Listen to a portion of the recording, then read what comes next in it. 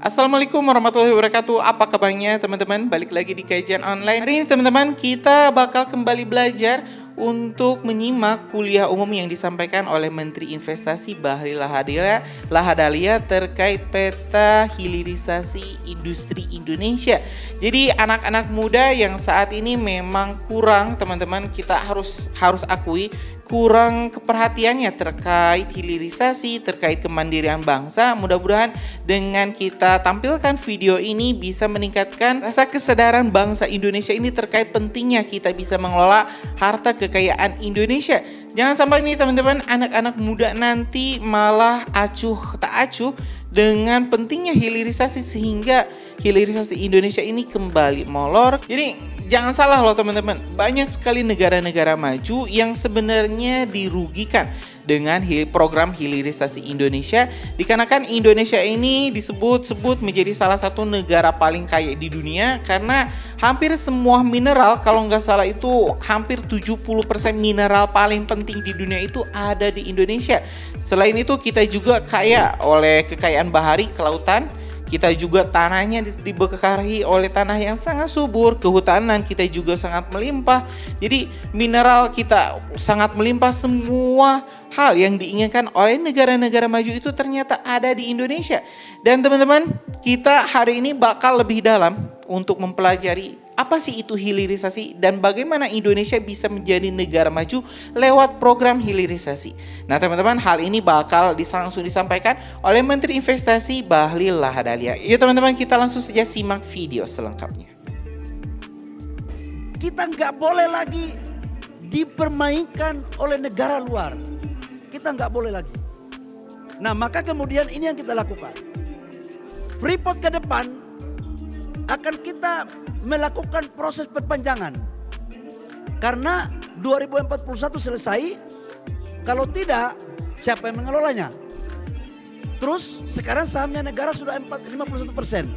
Nah dalam perpanjangannya nanti akan kita urus sebelum pemerintahan selesai, itu kita tambah saham 10%. Jadi total saham negara Freeport itu sebesar 61%, teman-teman semua.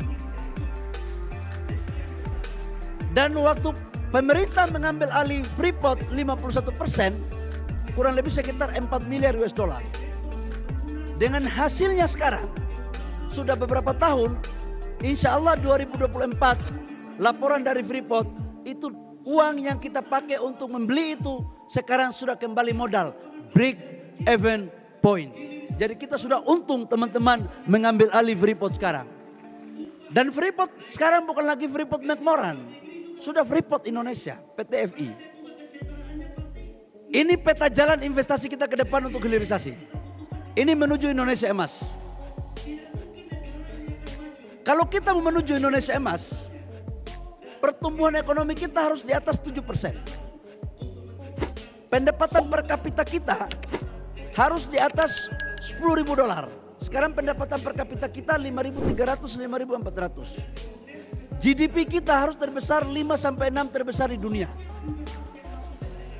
Oleh karena itu dibutuhkan mesin pendongkrak ekonomi. Nah untuk membutuhkan mesin pendongkrak ekonomi, kami di Kementerian Investasi membuat salah satu cara alternatif, yaitu desain besar untuk hilirisasi. Di sektor oil and gas, di sektor mineral batubara, di sektor perkebunan, perikanan, kehutanan, pertanian. Supaya apa? Kita menciptakan nilai tambah di kita. Supaya penciptaan lapangan pekerjaan. Kalau lapangan pekerjaan tercipta, hilirisasi terbangun, pendapatan negara naik. Upah naik. Gaji pegawai negeri juga naik. Praja juga kesejahteraannya pasti naik. Jadi itu kenapa kita butuhkan investasi yang kuat. Tidak mungkin negara ini akan maju kalau tidak ada sumber pendapatannya.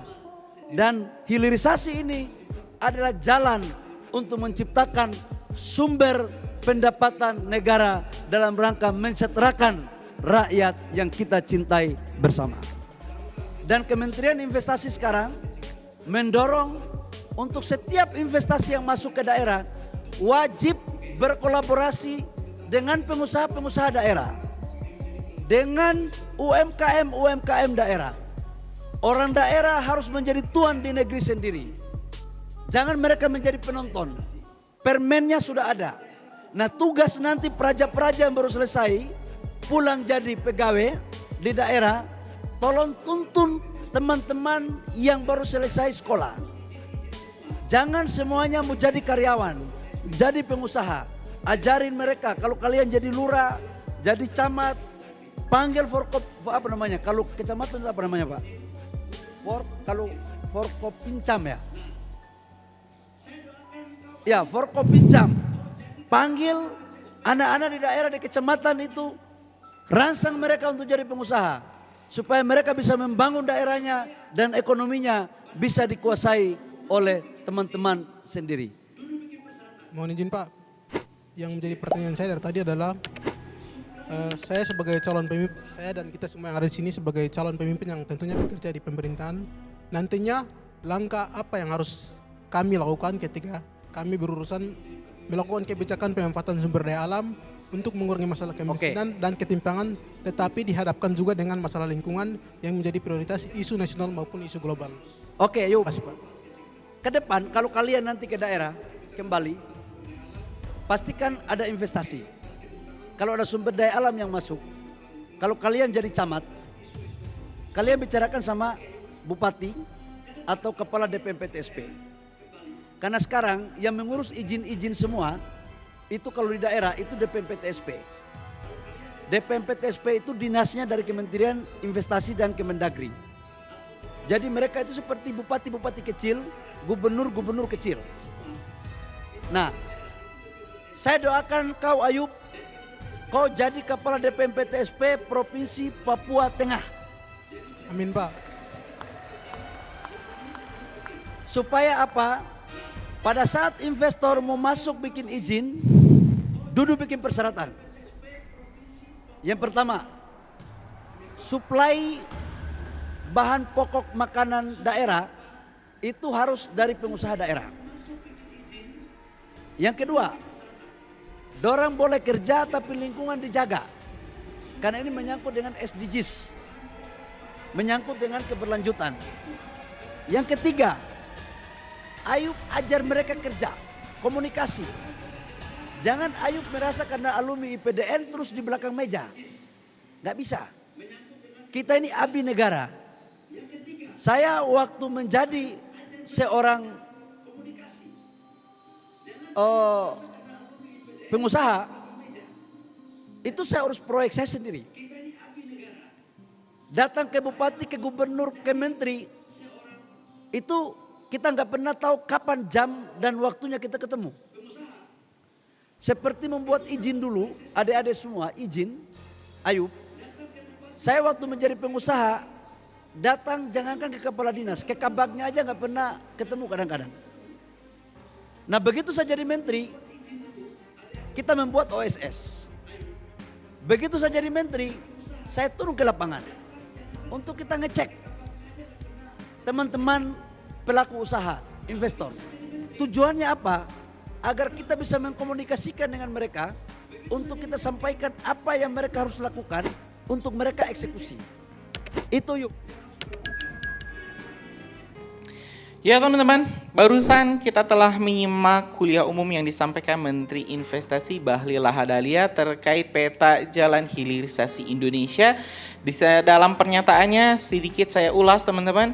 Ini Pak Bahlil menyebut bahwa Indonesia ini memang kaya. Indonesia ini memang sangat melimpah sumber daya alamnya, tapi ini akan percuma kalau misalnya kita tidak bisa mengolahnya. Dan barusan Pak Bahlil juga menjelaskan sedikit terkait SOP investasi di Indonesia yang berusaha makin dipermudah teman-teman, tapi juga tetap hati-hati. Dimana ini saat ada investor datang teman-teman, jangan sampai dibuat berbelit-belit, jangan sampai dipersulit. Dan saat investor datang ke sebuah wilayah, ini Pak Bahlil menyebut bahwa anak-anak muda di wilayah tersebutlah yang harus menjadi pekerjanya, yang harus diedukasi. Jangan sampai anak-anak mudanya tidak terserap tenaga kerjanya, tenaga ahlinya harus dari daerah tersebut, dan ini tentu akan membuat simbiosis mutualisme yang saling menguntungkan antara investor dan juga warga lokal. Dan terlebih juga tadi teman-teman, Pak Bahli juga mengatakan nanti disuplai makanannya juga harus dari lokal, jadi tidak boleh dari luar negeri ataupun bahkan teman-teman ini tidak dari Indonesia. Nah teman-teman, mungkin itu informasi kita hari ini. Terima kasih telah menyimak video informasi dari kajian online. Kita bakal upload video-video menarik untuk edukasi masyarakat Indonesia. Karena itu jangan lupa subscribe dan nyalakan lonceng notifikasinya biar teman-teman gak ketinggal informasi menarik lainnya di kajian online. Assalamualaikum warahmatullahi wabarakatuh.